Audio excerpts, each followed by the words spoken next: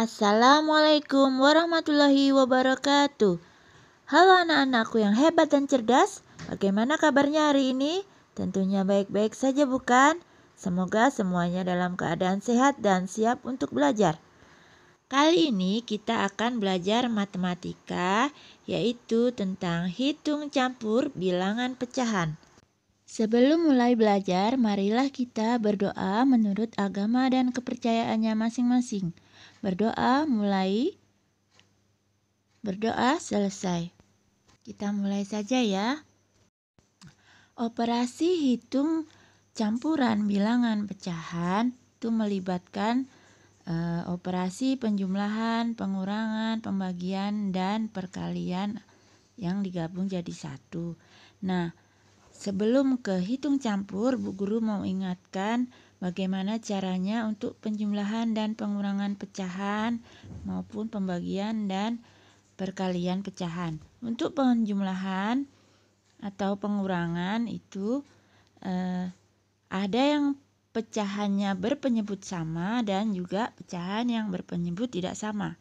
Ini Bu Guru berbicara tentang penjumlahan dan pengurangan pecahan biasa ya. Nah, kalau untuk pecahan berpenyebut sama, caranya ya tinggal menjumlahkan pembilangnya saja. Contohnya 2/7 ditambah 4/7 sama dengan 6/7. Jadi untuk penyebutnya itu tetap dan pembilangnya tinggal dijumlahkan. Kemudian pecahan yang berpenyebut tidak sama itu ada dua cara. Jadi kita kan harus menyamakan penyebutnya. Cara yang pertama adalah dengan mengalihkan silang penyebutnya. Contoh 2/5 ditambah 3/4 sama dengan, nah karena penyebutnya 5 dan 4 maka kita kalikan silang. Jadi 2 kali 4/5 kali 4 ditambah 3 kali 5 per 4 kali 5. Jadinya sama dengan 8/20 ditambah 15/20 itu sama dengan 23/20. Nah, karena hasilnya pembilangnya lebih besar daripada penyebutnya, pecahan ini juga bisa dijadikan pecahan campuran, yaitu caranya 23 dibagi 20, nanti sisanya berapa per 20. Jadi kalau dijadiin pecahan campuran, 23/20 itu sama dengan 3/20. Kemudian cara yang kedua adalah menyamakan penyebutnya dengan mencari KPK dari penyebut-penyebutnya. Maaf ya, itu slide-nya agak tertumpuk. Jadi contohnya 5/6 dikurangi 2/4. Nah, di sini penyebutnya itu adalah 6 dan 4. Maka kita harus mencari KPK dari 6 dan 4. Nah, KPK dari 6 dan 4 itu adalah 12. Jadi kita tulis penyebutnya itu masing-masing 12 ya. Kemudian untuk pembilangnya itu caranya adalah 12 dibagi 6 dikali 5, kemudian dikurangi 12 dibagi 4 dikali 2. Itu sama dengan 10/12 dikurangi 6/12 sama dengan 4/12. Jadi caranya adalah membagi KPK dengan masing-masing penyebutnya, kemudian dikalikan dengan pembilangnya yang di atas ya. Nah, hasil 4/12 itu kalau kita sederhanakan itu menjadi 1/3. Nah, sekarang kita beralih ke perkalian dan pembagian pecahan. Nah, untuk perkalian pecahan itu caranya gampang ya. Jadi kita tinggal mengalihkan pembilang dengan pembilangnya, kemudian penyebut dengan penyebutnya. Contohnya 4/7 dikali 2/5 itu sama dengan 4 kali 2 per 7 kali 5 sama dengan 8/35. Jadi kita tinggal mengalihkan yang atas dengan atas, bawah dengan bawah ya. Kemudian untuk pembagian itu caranya itu sama dengan perkalian, cuman untuk yang pecahan yang pembaginya atau yang keduanya atau yang di sebelah kanan itu dibalik dulu ya. Jadi untuk pembilangnya jadi penyebut dan sebaliknya.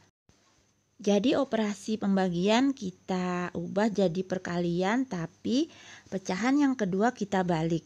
Ya, contohnya 3/8 dibagi 4/5 sama dengan 3/8 dikali 5/4. Ini tinggal mengalihkan pembilang dengan pembilang dan penyebut dengan penyebut. Jadi sama dengan 3 kali 5 per 8 kali 4. Sama dengan 15/32. Jelas ya anak-anak? Nah, sekarang kita ke operasi hitung campur pecahan.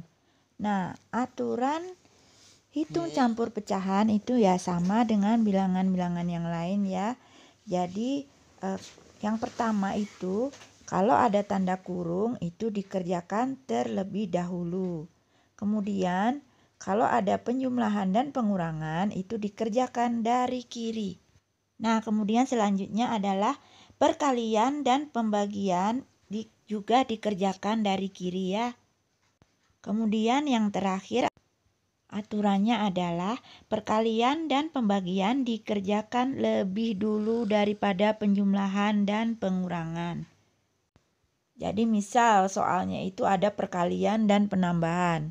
Berarti yang dikerjakan terlebih dulu adalah perkaliannya dulu ya. Ataupun ada soal pengurangan dengan pembagian. Yang mana duluan yang dikerjakan?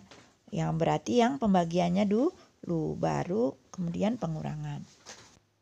Kemudian supaya lebih mudah itu kalau ada pecahan selain pecahan biasa, itu sebaiknya dijadikan pecahan biasa dulu. Atau menurut yang diminta jawabannya. Kalau jawabannya disuruh ke pecahan desimal, berarti kita jadikan pecahan desimal semua.